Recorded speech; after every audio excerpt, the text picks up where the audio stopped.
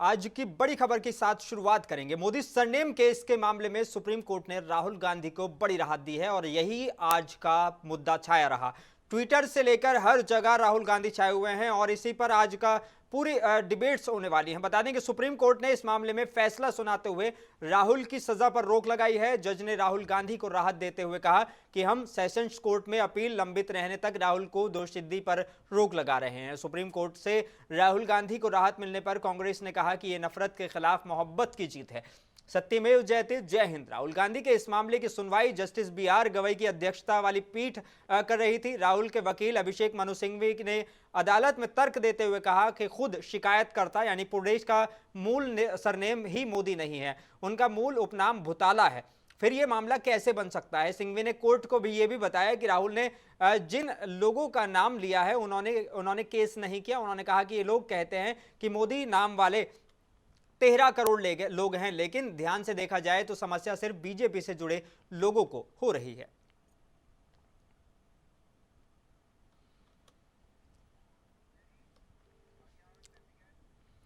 और Modi surname case के मामले में सुप्रीम कोर्ट ने राहुल गांधी को बड़ी राहत दी है। सुप्रीम कोर्ट ने आज अपना फैसला सुनाते हुए उनकी सजा पर रोक लगा दी। अब उनकी संसद सदस्यता भी बहाल हो जाएगी। राहुल गांधी कांग्रेस मुख्यालय पहुंचे। इस दौरान कांग्रेस अध्यक्ष मल्लिकार्जुन खड़गे ने कहा कि ये सिर्फ राहुल गांधी नहीं बल्कि आम लोगों की जीत है। एक व्यक्ति जो सच्चाई के लिए और देश हित में लड़ता रहा है, महंगाई बेरोजगारी के खिलाफ लड़ता है, भारत जोड़ो यात्रा में मिले लोगों की सबकी दुआ की ये जीत मिली है। राहुल गांधी जी सच्चाई और देश हित के लिए कन्याकुमारी से कश्मीर तक 4000 किलोमीटर से ज्यादा चलकर सभी वर्गों से लोगों से मिले हैं। ये उन सब की दुआओं का असर है।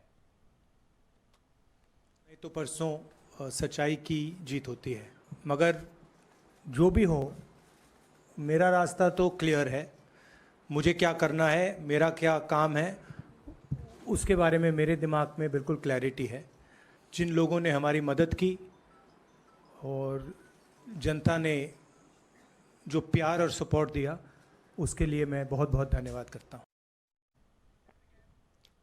और इसी खबर पर ज्यादा तफसीलात के लिए सीधे चलेंगे हमारे संवाददाता रहीम के पास में। अब्दुल रहीम, बड़ा सवाल अब यह है कि राहुल गांधी की सदस्यता कब तक बहाल होगी, क्योंकि आज सुप्रीम कोर्ट से उनको बड़ी राहत मिली है। रहीम, मोनिस, ज्यादा से ज्यादा 2 या 3 दिन का समय लगेगा। इसी मानसून सत्र में राहुल गांधी हमें संसद में बैठे हुए नजर आ सकते हैं।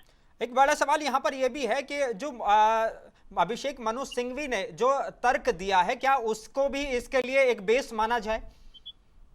बिल्कुल सही बात है। सबसे पहले तो मैं बताना चाहूंगा कि राहुल गांधी ने न्याय प्रक्रिया को अच्छे से समझाया। सबसे पहले निचली अदालत सूरत से मामला फिर सेशन कोर्ट गया, इलाहाबाद ये अहमदाबाद हाई कोर्ट गया, उसके बाद सुप्रीम कोर्ट ये मामला पहुंचता है। तो 2 अदालतों का दरवाजा खटखटाने के बाद जब मामला सुप्रीम कोर्ट में पहुंचा तो सुप्रीम कोर्ट में मनु सिंघवी की दलीलें वाकई काम कर गई। उन्होंने साफ तौर पर कहा कि 13 करोड़ लोग मोदी सरनेम वाले हैं, लेकिन आपत्ति बीजेपी के ही किसी विधायक को होती है, बाकी 13 करोड़ लोगों को नहीं। फिर उन्होंने दूसरी दलील दी कि जो शिकायत करता है वो पुर्नेश मोदी, जिसका नाम बताया जा रहा है, उसका नाम पुर्नेश भूताला था। बाद में उन्होंने मोदी सरनेम लगाया ताकि राहुल गांधी को फंसाया जा सके। ओके, तो यहाँ पे अब जो मल्लिकार्जुन खड़गे हैं उनका भी बयान सामने आया है। उन्होंने कहा कि जो उन्होंने कन्याकुमारी से लेकर कश्मीर तक यात्रा की थी, इतने लोगों से उनकी मुलाकात हुई, उसकी एक जीत मानी जाए इसको, क्योंकि इतने लोगों की दुआएं जो हैं वो राहुल गांधी के साथ थी। देखिए, यात्रा के बाद राहुल गांधी की जो इमेज उभर कर निखर कर सामने आई थी, उसके बाद में राहुल गांधी वाकई में कांग्रेस के एक नेता नजर आ रहे थे। लेकिन अब जब के सुप्रीम कोर्ट का यह फैसला आ चुका है, दोष सिद्धि पर और सजा पर रोक लग गई है, तो अब सिर्फ कांग्रेस के नहीं बल्कि इंडिया के नेता राहुल गांधी इस वक्त नजर आएंगे। बड़ा सवाल यहाँ पर उससे पहले ये भी उठ रहा था कि कहीं ना कहीं, क्योंकि जो अगर देखा जाए तो कांग्रेस के पास अगर सबसे बड़ा चेहरा है वो राहुल गांधी हैं, लेकिन राहुल गांधी की संसद सदस्यता जाने के बाद में ये लग रहा था कि वो सिर्फ अब एक नेता बनकर रह जाएंगे और वो क्योंकि 2 साल तक वो बिल्कुल भी चुनाव ही नहीं लड़ सकते, तो कहीं ना कहीं एक बड़ा वो सवाल उठ रहा था। लेकिन क्या अब इसको ऐसे देखा जाए कि राहुल गांधी की सदस्यता वापस मिलने के बाद वो पीएम कैंडिडेट के जो इंडिया है उसके तौर पर देखे जाए?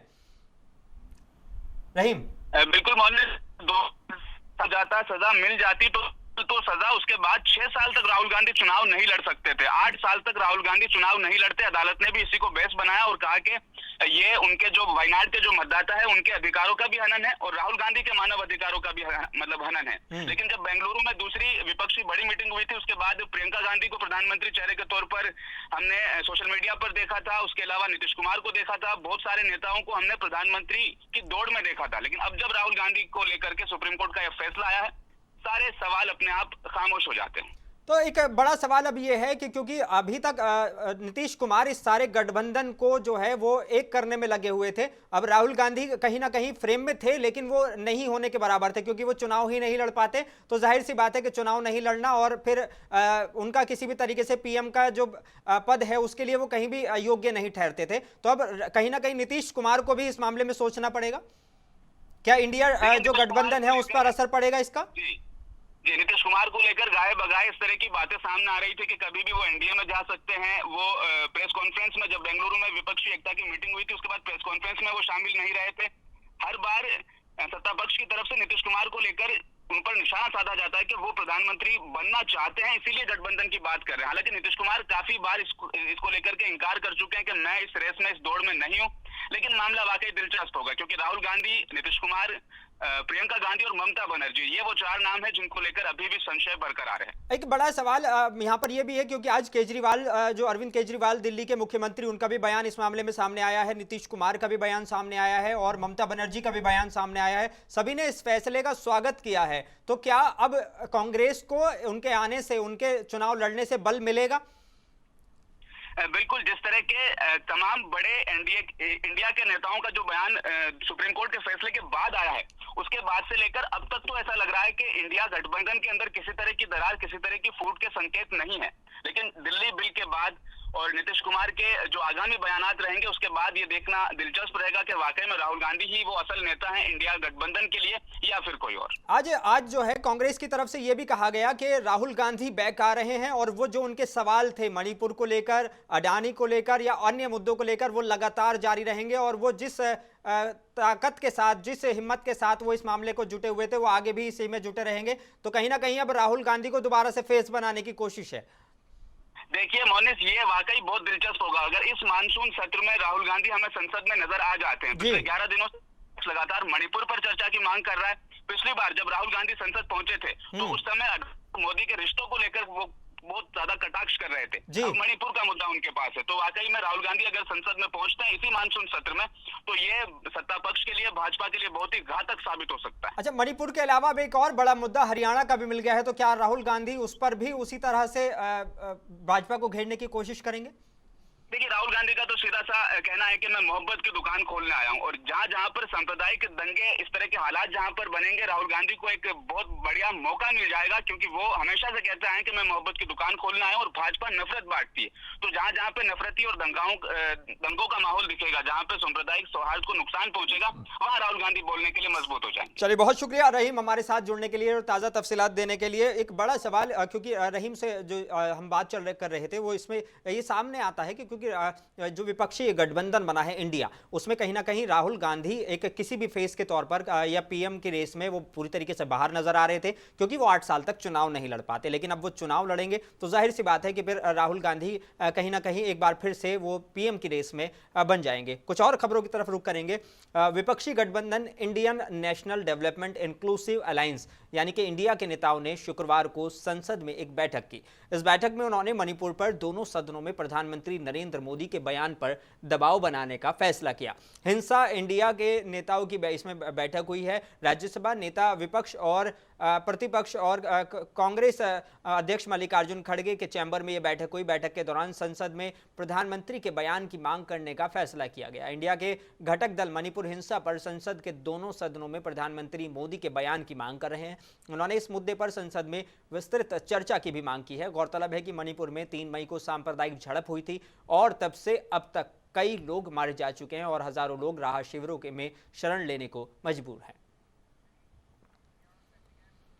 प्रधानमंत्री नरेंद्र मोदी दक्षिण अफ्रीका में होने वाली ब्रिक्स समिट में भाग लेंगे। दक्षिण अफ्रीका के राष्ट्रपति रामाफोसा से टेलीफोन पर हुई बातचीत में पीएम मोदी ने समिट को सफल बनाने में पूरे सहयोग का आश्वासन दिया है। प्रधानमंत्री मोदी ने कहा है कि ब्रिक्स समिट में भाग लेने के लिए साथ ही वो भारत और दक्षिण अफ्रीका के कूटनीतिक संबंधों की 30वीं वर्षगांठ पर द्विपक्षीय संबंधों के विस्तार पर भी चर्चा करेंगे।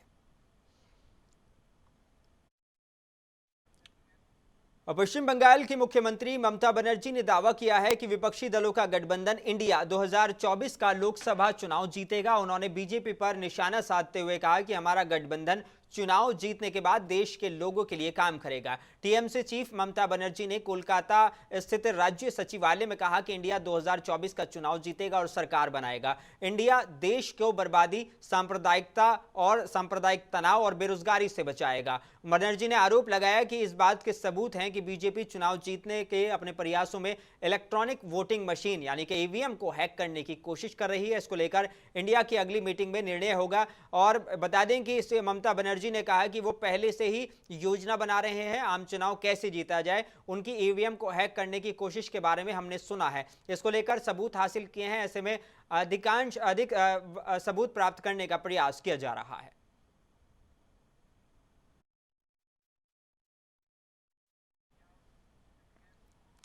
और उत्तर प्रदेश के शाहजहांपुर में पुलिस ने मुठभेड़ में डकैती की योजना बनाते हुए 5 लोगों को गिरफ्तार किया है। सभी आरोपी शाहजहांपुर सहित कई अन्य जनपदों की 2 दर्जन से अधिक घटनाओं को अंजाम दे चुके हैं। और 2 4 पहिया वाहन, अवैध तमंचा, कारतूस, सोने चांदी के आभूषण और नकदी बरामद की गई है। एसपी अशोक कुमार मीणा ने बताया कि 13 जुलाई को रेसर चौराहे पर बुजुर्ग दंपत्ति सवारी का इंतजार कर रहे थे। इनके द्वारा बुजुर्ग दंपत्ति को उनके स्थान पर छोड़ने का बहाना कर गाड़ी में बिठाया गया और लूटपाट कर इनको सुनसान रास्ते पर छोड़कर फरार हो गए।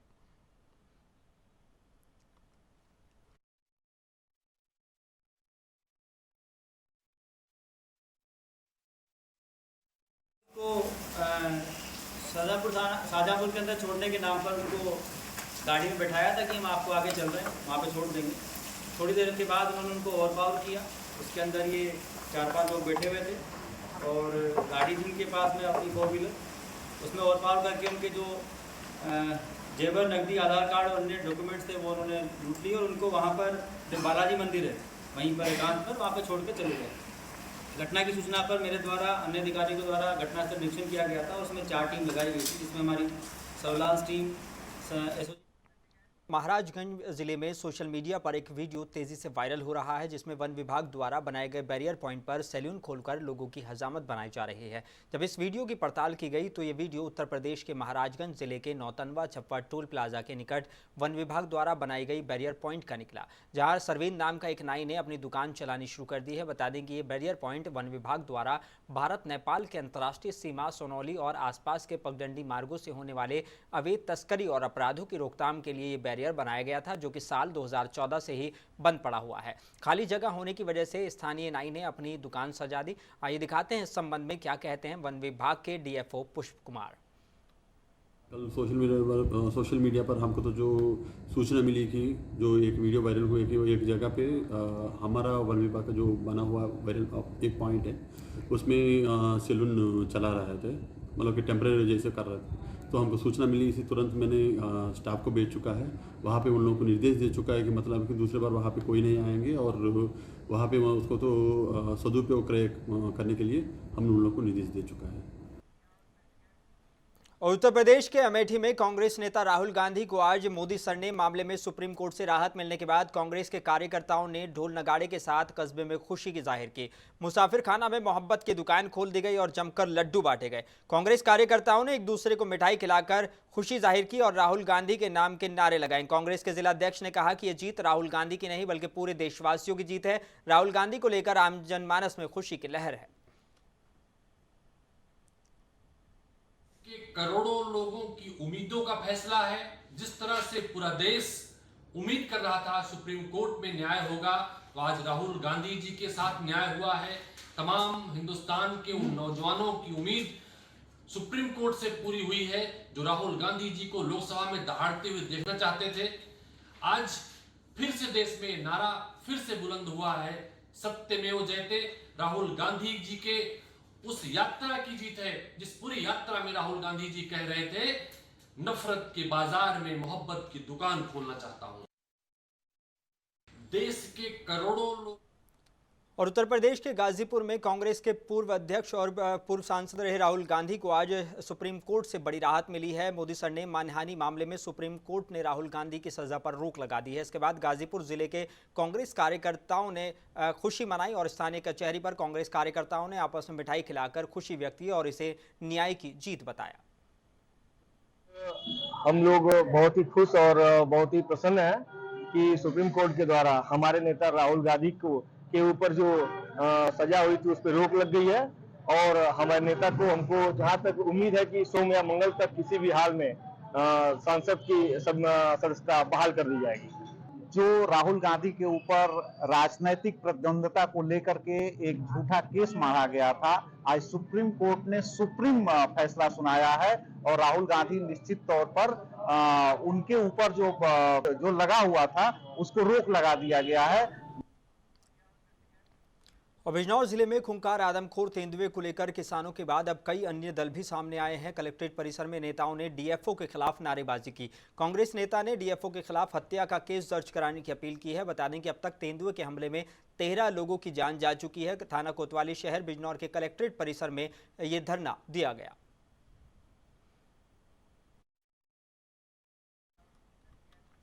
और मणिपुर हिंसा में पीड़ित लोगों को इंसाफ दिलाने के लिए जिला अमरोहा के ईसाई समाज के लोगों ने कलेक्ट्रेट पर इकट्ठा होकर जिलाधिकारी के माध्यम से महामहिम राष्ट्रपति के नाम ज्ञापन सौंपा है। उन्होंने बताया कि देश में अखंड राज्य मणिपुर में हो रही बच्चे और महिलाओं और लाचार लोगों पर हिंसा के चलते महिलाओं को इस तरह से बदनाम किया जा रहा है, जिसमें बेबस लाचार लोगों के साथ मारपीट कर हत्या की जा रही है। मणिपुर में हुई हिंसा में न जाने कितने आम नागरिक अपने घर से बेघर हो चुके हैं और वो लोग भूखे मर रहे हैं, शिविरों में रहने को मजबूर हैं। इस तरह की घटनाएं हमारे समाज के लिए बहुत ही दुखदायी हैं। उन्हें हिंसा को शांतिपूर्ण खत्म करने की उन्होंने मांग की।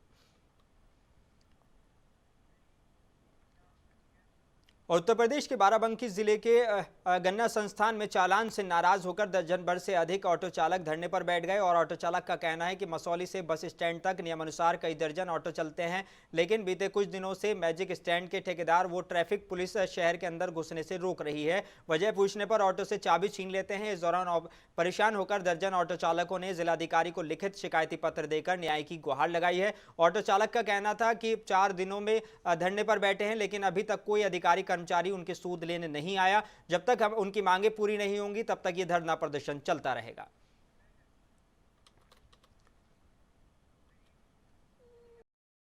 सर, हमारे सवारी लाता हूँ, बस टेम्पो स्टैंड पे उतार लेते हैं और हमारी गाड़ी पकड़ के मोड़ दिए, बच गई नहीं, गाड़ी भी लड़ जाती और सवारी भी चोट खा जाती। जब उनसे बोले कि भाई रुक जाओ, गाड़ी सवारी उतार रहे हैं, तब ज़बरदस्ती उन्होंने लाठी उठा ली मारने के लिए। कौन? टेम्पो स्टैंड वाले, जो उनके मैजिक वाले ड्राइवर हैं। अच्छा। जी, अब फिर हम लोग वहाँ से सवारी भरते भी नहीं हैं, उनके आसपास सवारी उठाते भी नहीं और छोड़ते भी नहीं हैं, फिर भी वो लोग ज़बरदस्ती जो है रोकने की कोशिश करते हैं। नहीं, हम लोग की गाड़ी का कोई स्टैंड नहीं है, कहीं भी नहीं है। अच्छा। मांगते हैं लेकिन हम लोग देते नहीं, क्योंकि इस चीज़ का वसूली पड़ता ही नहीं है कहीं भी। आज इस 3-4 दिन से सर यहाँ इसलिए बैठे हैं कि कोई तरह की सुनवाई हो, लेकिन कोई तरह की सुनवाई नहीं हो रही हम लोग की। देखिए, रोड पे हमारी गाड़ियाँ चलने नहीं दे रहे हैं, सवारी बैठा के ले जाते हैं तो स्टैंड वाले उतार लेते हैं। हम एक एप्लीकेशन फैजाबाद ITO साहब को भेजी है, एक एप्लीकेशन कल लेके यहाँ ITO के पास गए थे, आज जिला अधीक्षक के पास गए थे, वहाँ एक एप्लीकेशन दे के आए हैं। तो और ये जन सुनवाई जो है ये यहाँ भी भेजी है। तो अब कब से कहने का मतलब ये है कि कंपनी वाले जब गाड़ी हम ले लिए हैं तो किस्त उनको देनी है, वो किस्त मांग रहे हैं, गाड़ियाँ हमारी चल नहीं रही हैं। हमने जो है अपनी एजेंसी पे भी बात की, सरदार जी कह रहे हैं कि हमको कोई प्रूफ दीजिए फिर हम बात करते हैं। तो अब गाड़ी उनसे कहते हैं कि गाड़ी खड़ी कर लीजिए, तो गाड़ी अगर हमारी खड़ी हो जा रही है तो हम किस्त कहाँ से दे देंगे।